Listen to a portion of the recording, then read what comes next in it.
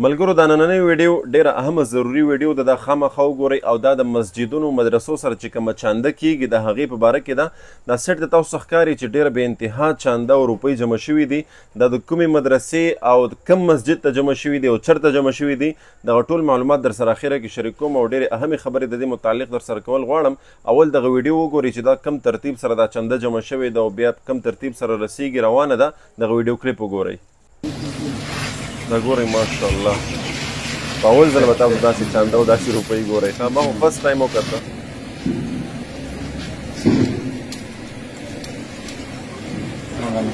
او ماشاءالله دا وګورئ تجوري را خلاصه کړه.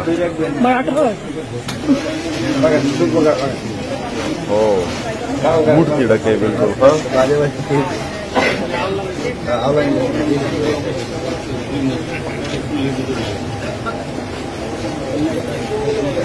ماشاءالله دومره ډېرې روپۍ فسټ ټایم یې ګورم او هغه هم د مسجد او مدرسې دپاره نو ډېره یونیک خبره ده.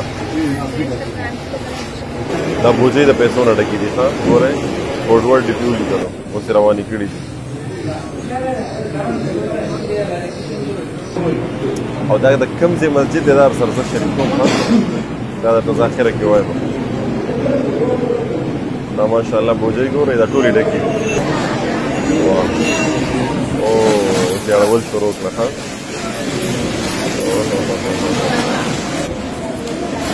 ماشاءالله ماشاءالله باقاعده کیجي پې لګیا دی. ښه اوه طلبا ورته ناست دي. وګورئ څومره ښکلي ښکلي واړه طلبا ورته ناست دي. واه ماشاءالله د دې دا لباس وګورئ.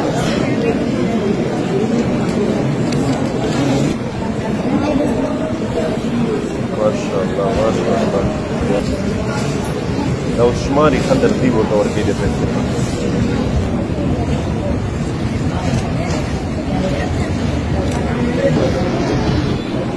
ټول استادان علما عام خلک ټول ورته داسې شماري.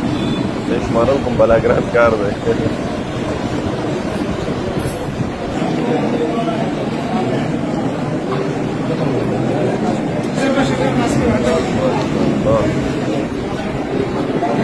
काउंटर ته راورسېدې. ښه باقاعده کیمرې او پوره سیستم دی. ښه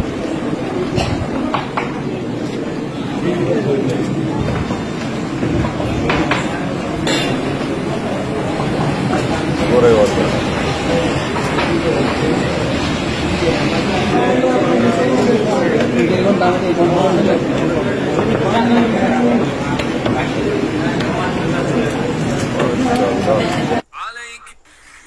ښه ملګرو اوس به درته دا ووایم چې دا نه پاکستان دی نه افغانستان دی او نه بل کوم دغسې ملک دی، خو دا دی د پاکستان یو ګاونډي هیواد بنګلادیش چې ورته وایي. او بیا په بنګلادیش کې دا یو مسجد دی یو مدرسه ده. د هغې دپاره دا چنده جمع شوې ده. مونږ او تاسو دپاره ډېر د سوچ د عبرت مقام دی ملګرو چې مونږ او تاسو د مدرسو سره او د مسجدونو سره څه کوو. زه خو اکثر د جمعې منتظم که نه زه ګورم چې کله د جمعې د مونځ په دوران کې چې د مسجد دپاره کومه چنده کیږي که نه نو د 10 لوټ نه زیات به پکې داسې د 50 یا د 100 نه خوا خو بالکل کېدلی نه شي، خو د 10 نه علاوه پکې بل لوټونه ګورئ. دا زموږ او ستاسو ایمان جوړ شوی، زموږ او ستاسو پخه عقیده ده چې ګورئ د 10 نه بیا زیاته و نه.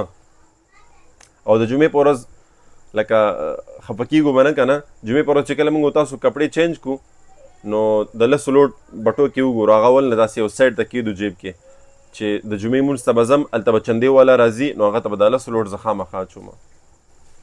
او دا تاسو وکتل چې دا چندې بکسونه زمونږ او ستاسو مسجدونو ته چې هغه کوم د چندې بکسونه لګېدلي هغه هم باران او ګندګي داسې کې چې بله ورځ د اوبو نه ډک شي او راوغورځېږي یا چېرته کې کباړ والا راشي او راماتې کړي او ویسي ځان سره. چندې مندې پکې څوک نه اچوي.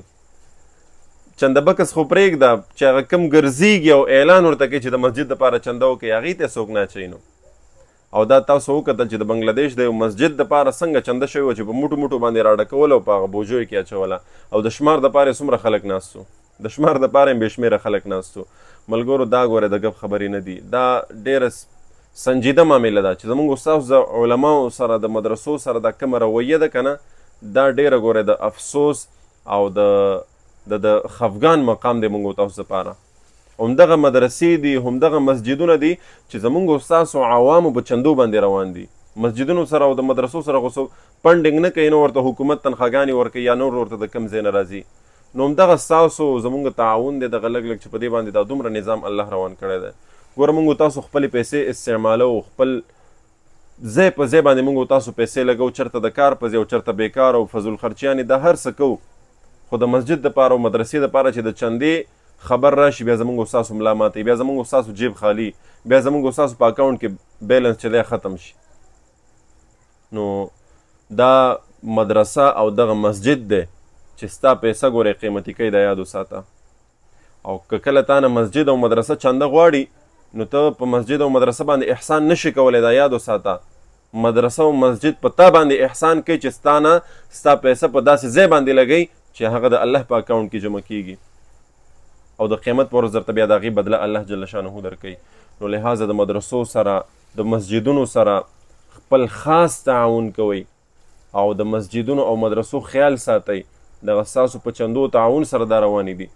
ستاسو د دې پیسو په بدله کې چې دی حافظان او عالمان تیارېږي کال په کال باندې، نو څومره د سعادت خبره ده چې ستا پیسه دا په یو حافظ باندې خرج شي، په یو عالم باندې خرج شي، او ستا په پیسه باندې ستا په چنده باندې یو حافظ او عالم تیار شي.